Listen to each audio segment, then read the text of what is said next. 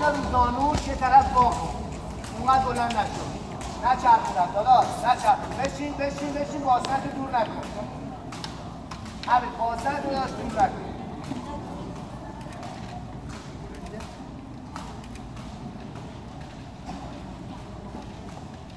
حبیب پشت بره نگاه کن، موقعی که پاشو با میکنه میتونی در بیایی ها. حبیب آره بشین دست کن تو زانوش داداش.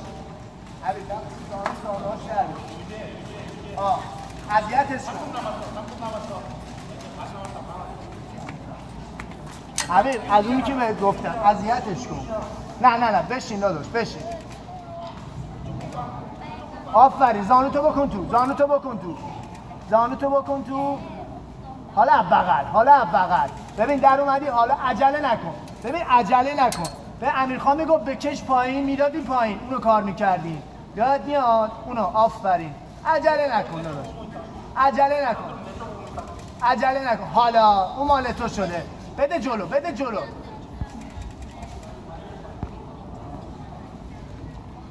حبیب بیا یه بار دیگه نزا.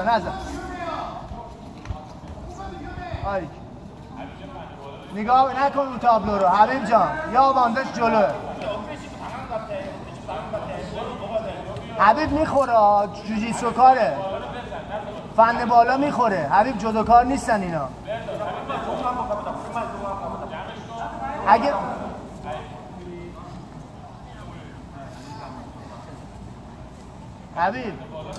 حبیب ببین یا وانده ازت جلوه. خب اصلا مهم نیست. اگه میتونی یه فن بالا فن جدو تو بزن.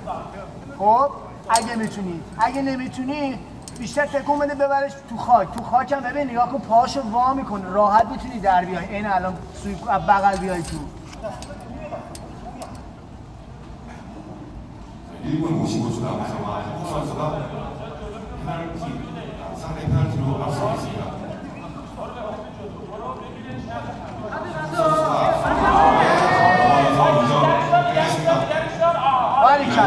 خب دیگه حبیب نزا بلند شه. نه داداش نزا بلند شه. حبیب جان نزا بلند شه. آفرین ریلکس.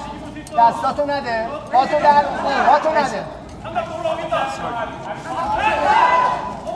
حبیب جان نده بشین داداش. بیا بیرون ازش. حبیب همینجوری باش بازی کن بیا بیرون. کمرشو میتونی بگیری. دنبال کن کمرشو بگیر. پاتو داشت. حالا حبیب سرتو رد کن. سرتو بچسبون به سینه‌اش برو کم‌هاش رد کن. حبیب خب 13 ثانیه است. آشی امنیت رد نیست. فقط زیاد چیز نکن. سکون همینجوری باهاش بازی کنی حبیب چیزی نداره. همینجوری باهاش بازی کن. اگه تونستی هم باهاش رد شد. حالا یقشو بگیر. یقشو ول نکن. حالت فیتو بیار پایین. ول نکن بسر. ول نکن یقشو ول نکن. یقشو داداش ول نکن.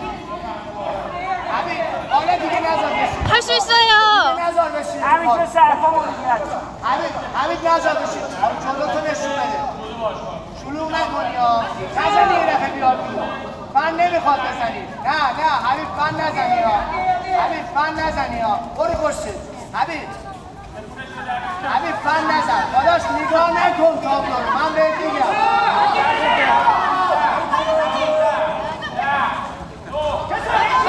넘겨.